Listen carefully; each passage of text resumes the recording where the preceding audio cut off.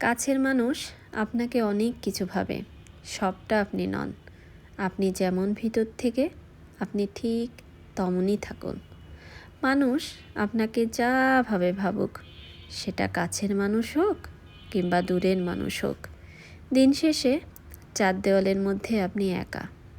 আপনার ভাবনার সাথে আপনার একারই বাস করতে হবে, একাই সংসার করতে হবে।